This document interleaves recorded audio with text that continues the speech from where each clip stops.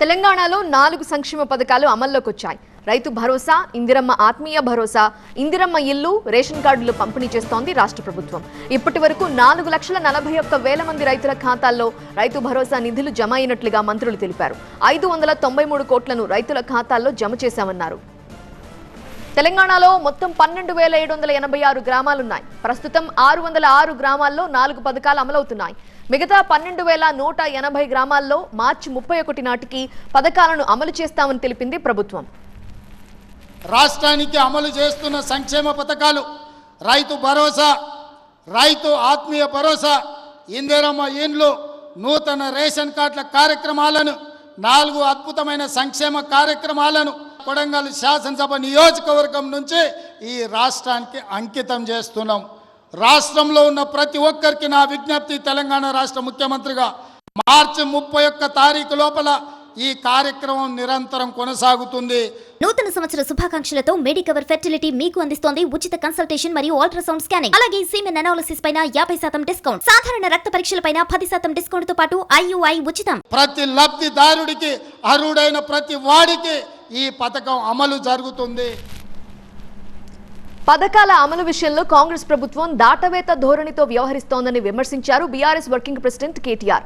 పథకాల అమలు చేస్తే రాష్ట్ర వ్యాప్తంగా అమలు చేయాలి కానీ 606 గ్రామాల్లోనే అమలు చేయడం ఏంటని ప్రశ్నించారు. మండలానికి ఒక్కరు సేమ్ ఆనాపల్లి అంటారా, స్వీకరిస్తుంది అదే అది కట్టాలి, చూపెట్టాలి, ఊరియాలి. ఒక ఊళ్ళు ఇచ్చినా మీకు కూడా ఇస్తాం, మీరు నాకు గుద్దితే మీకు ఇస్తా, లేకపోతే ఇవ్వాలి. అట్లా పథకాల అమలు ఏ విధంగా జరుగుతోంది వివరించడానికి మా ప్రతినిధి శ్రవణ్ సిద్ధంగా ఉన్నారు. శ్రవణ్, సాచురేషన్ పద్ధతిలో అమలు చేస్తామని ప్రభుత్వం అంటోంది. మరి గ్రామాల్లో ప్రజల స్పందన ఎలా ఉంది? సాచురేషన్ పద్ధతిలో ప్రభుత్వం ఈ 4 పథకాలను అమలు చేయాలని నిర్ణయం తెచ్చుకుంది. సాచురేషన్ పద్ధతి అంటే ఒక టైం టేబుల్ రిలీజ్ చేస్తారు. మార్చి 31 వరకు డెడ్ లైన్ పెట్టుకున్నారు. ఈ మార్చి 31 వరకు ఎక్కడెక్కడ ఏ ప్రాంతాల్లో ఏ గ్రామాల్లో ఈ 4 పథకాలను అమలు చేయాలని ఒక టైం టేబుల్ ఉంటే ఆ టైం టేబుల్ ప్రకారం ఆ డేట్లో ఆ గ్రామంలో ఉన్న ఈ మొత్తం లబ్ధిదారులు ఈ 4 పథకాలకు సంబంధించి ఆత్మీయ రైతు భరోసా, ఇందిరమ్మ ఇళ్ళు, ఇందిరమ్మ ఆత్మీయ భరోసా, దాంతోపాటుగా కూడా ఈ ఇందిరమ్మ రేషన్ కార్డులు, ఈ 4 పథకాలు ఆ గ్రామాల్లో ఎంపిక చేసిన తేదీల్లో ఎంపిక చేసిన గ్రామాల్లో పూర్తిగా క్లోజ్ చేశారు. దీనికి మార్చి 31 వరకు డెడ్ లైన్ పెట్టుకున్నారు.